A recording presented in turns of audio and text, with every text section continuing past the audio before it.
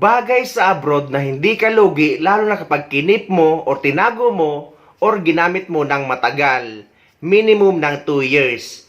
Pero sa akin guys ay 1 year pa lang ay nasa 8,100 dirham na ang kinita ng gold necklace ko. Katumbas siya ng 126,000 pesos. Hindi ito guys sa pagbabrag. Gusto ko lang ma-inspire ang mga kababayan natin. Dahil nung nakaraang taon ay may nabili akong isang necklace na may timbang na 100.23 grams.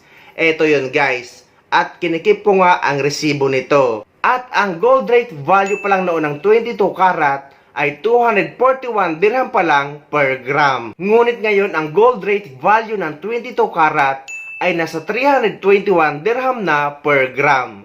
So magkano na ang kinita ng 100.23 grams ko na 22 karat na nasusuot ko pa at the same time tumataas pa ang value. Puwera kasi guys sa Pag-ibig MP2 rental property ay isa ang gold sa mga investment ko dahil tumataas nga ang value. At sa mga gold collector din dyan na nagtatanong at natatakot sa pagdadala ng ginto sa Pilipinas dahil baka daw maharang sa customs, eto guys may tips ako at video kung paano magdala ng ginto pauwi sa Pilipinas.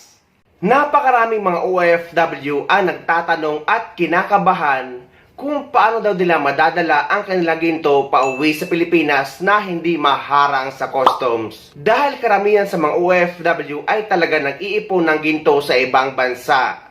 At isa pa sa tanong nila, kailangan ba itong i-declare? Ang sagot dito guys, base sa personal kong karanasan dahil ako talaga ay nag-i-invest sa ginto. At bawat uwi ko sa Pilipinas ay talagang may mga ginto akong daladala. At ang worth ng ginto na dala ko ay lampas 1 milyon. Ang gagawin nyo guys ay wag na wag nyo itong ilalagay sa hand carry baggage. At mas lalo na sa check-in baggage.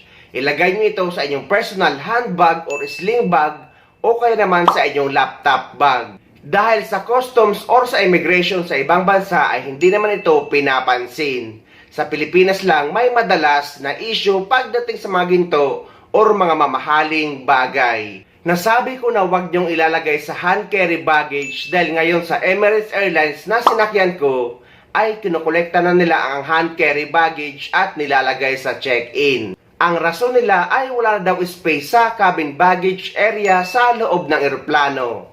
Kaya guys, ang mga ginto nyo lalo na kapag marami ay ilagay nyo sa inyong personal handbag o kaya naman sa inyong sling bag.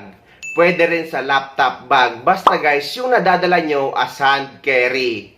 Yung sa akin guys, yung mga mamahaling ginto ko na worth 1 million, hindi naman sa pagmamayabang guys, eto, at eto na hindi ko sinusuot dito sa Pilipinas, lalo na kapag nasa Manila.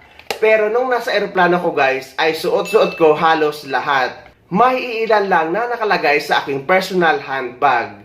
Dahil lahat ng suot-suot nyo guys, gaano man ito kamahal, ay hindi nyo na kailangang i-declare. Dahil guys, ang ginto na suot-suot nyo ay hindi yan kailangan tanggalin kapag dumadaan kayo sa x-ray machine.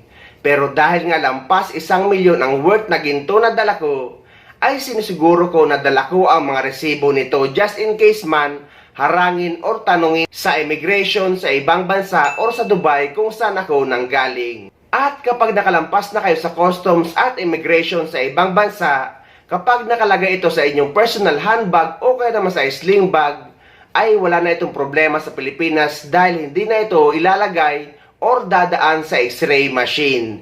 Dahil nga guys, ang dinadaan lang sa x-ray machine sa Pilipinas ay ang inyong check-in baggage at ngayon pati ang hand carry dahil na kinukolekta na ito sa Emirates Airlines at nilalagay sa check-in. Kapag pabalik naman kayo sa ibang bansa galing sa Pilipinas, ay mas maigi na suot-suot nyo lahat ng ginto nyo. Dahil sa Pilipinas lang talaga maraming issue pagdating sa mga mamahaling bagay. Pero gaya ng sabi ko kanina ay lagi ko namang daladala ang mga resibo na mga ginto na daladala ko. Lalo na't alam kong umaabot na ito sa 1 milyon. Dahil guys, proof ito na hindi naman ito pang benta at pang personal nyo lang. Inuulit ko din na lahat ng mga suot-suot nyo, gaano man ito kamahal, ay hindi nyo yan kailangan i-declare. Sa mga nagtatanong naman, paano daw yung mga ginto na wala na ang resibo? Ang sagot guys, kung iilan lang at hindi naman karamihan, ay wala namang yang problema. Kahit ilagay nyo pa yan sa inyong hand carry or personal handbag. May mga OFW kasi na nireregaluhan sila ng kanilang amo ng mga ginto. So inuulit natin na kung hindi naman yang karamihan, ay wala naman yang problema.